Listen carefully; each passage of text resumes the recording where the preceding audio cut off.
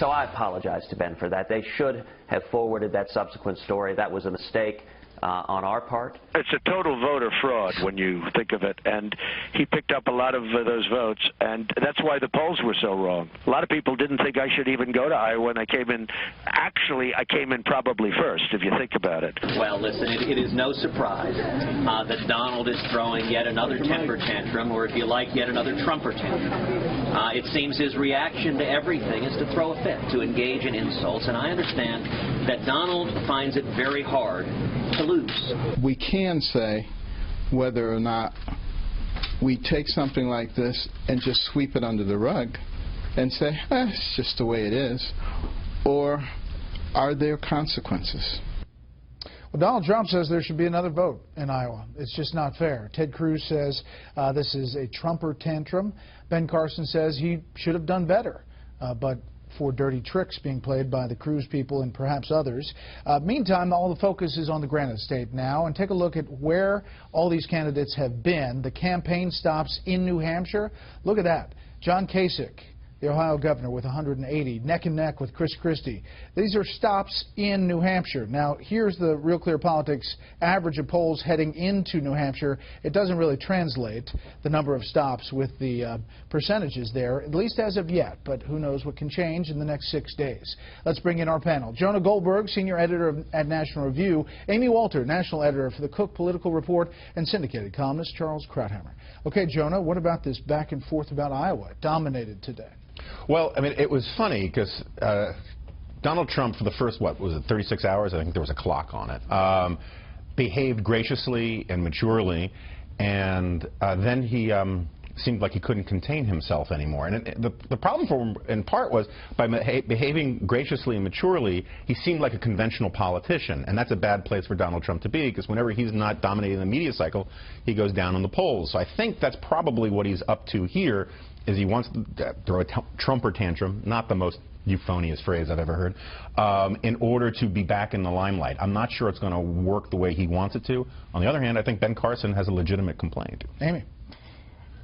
You know, every time I leave New Hampshire, I say, this whole caucus thing is a hot mess. How is it that we cover this every 4 years? The way that they put this together, every year every 4 years something goes wrong, and we call the whole thing into question, and then 4 years later we come back and we say, isn't this quaint and cute? The fact of the matter is, it is a process that is rife with the potential for fraud. You have a blank piece of paper, you write a name on it, you stick it in a ballot. On the Democratic side, you hang out with a bunch of people, and raise your hand, and then you flip coins. This is the process. Be naive. Those coins are rigged. But that's the process. And we've accepted that this is the first state, and now we move on. Certain other people not accepting this, it just, to me, I don't know that this is helpful at all for him. It's the way to get into the media. This makes him look, I think, much more about being petty and self-centered rather than being about strong and defiant. Charles, you know, he does say he didn't spend much money. He came in second, although he now says he actually probably came in first. And he says now he lives another day in New Hampshire. The reason he can't admit to coming second is because if he loses anything, the Earth wobbles off its axis. There's sort of the force is injured if that happens, so he can't accept it. I disagree slightly with Jonah. I don't think that the reason he insists right now with the tweeting and the attacks on the attention coming back to him for electoral strategic reasons. I think it's just a psychological need, speaking, you know, as a layman there. But the one thing I will say as to the effect, I think this has a sort of a weird effect of helping Rubio. This is the scenario where the two top dogs, the two coming out of Iowa, the two who dominate the national polls, attack each other. They each are somewhat diminished by it, and then Rubio just kind of sneaks in there. You know, it's happened in Iowa in 2004 with the Democrats. In some way, you could say it happened in Iowa this time around with Rubio unexpectedly rising. So I think he gets a benefit. It's probably a minor one, but this doesn't help Trump either way. Rand Paul is out of this race now, Jonah, saying that he was proud of the way he ran. Opens up a libertarian side of the party. Why didn't he do well? He was on the front page of Time. Everybody thought going in that he was going to catch fire. ISIS was really the reason, wasn't it? I think that was a big part of it. I also think it was the rumors of the libertarian moment on the right were always greatly exaggerated. There are some issues that are libertarian friendly, but the idea that somehow, because the country is moving towards gay marriage, that it's also going to be in favor of reducing the size and scope of government or not bombing ISIS, they don't. A lot of these libertarian issues that libertarian activists like to lump together as one coherent whole actually aren't coherent in people's minds, and a lot of these things move separately. And I think one person who believed the libertarian moment stuff was Rand Paul. And I think ISIS in particular brought out the Jacksonian desire in America to kick butt and take names. We should point out that while Ted Cruz shares some of these beliefs, he's now talking about it a lot more on the stump today in New Hampshire, about the NSA, about Second Amendment, and obviously the campaign feels there's some opening there. It's been sort of woven into the fabric of the debate as opposed to it, or into the entire contingent of candidates rather than being its own separate lane as it once was with Ron Paul. So whether it's discussion about the Fed, whether it's discussion about the NSA surveillance, debates about the role of American foreign policy, that's all been encompassed within this debate. He doesn't own it. The other thing that I never understood about the Rand Paul focus was that he was talking so much about what we needed to do as a general election candidate.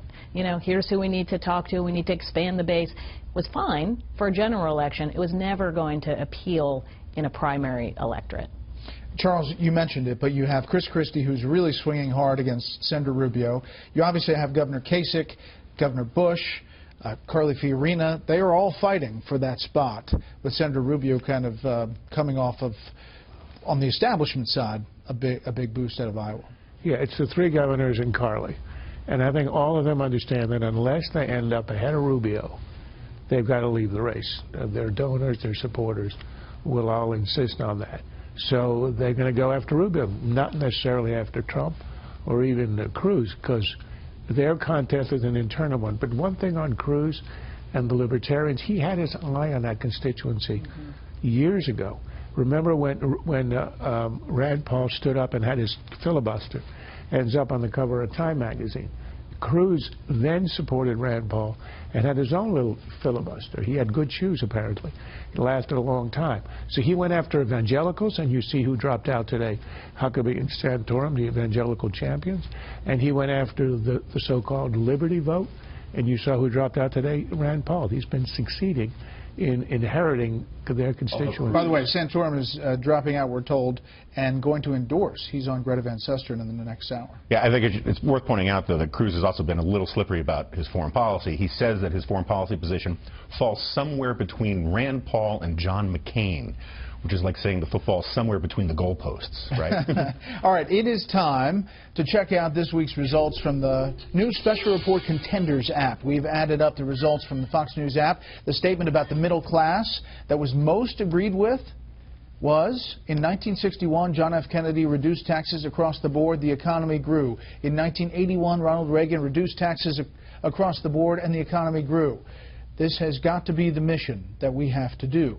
That statement belongs to former Virginia Governor Jim Gilmore, who's still in this race. He's creeping up the board as others drop out. Here's how all the candidates did.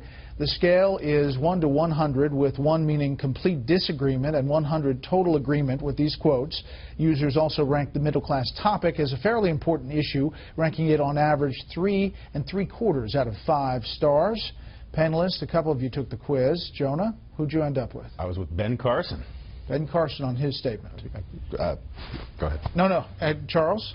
I was with Fiorina, and my second was Christie. Could I just say that Gilmore creeping up reminds me of the newly discovered tortoise on St. Helena, who's 180 years old. There's hope. I think he's related. Okay. We'll leave it there. We were going to get those two things together. Next week's Contenders issue is gun control, so log on to the Fox News app and see who you agree with. It's pretty fun.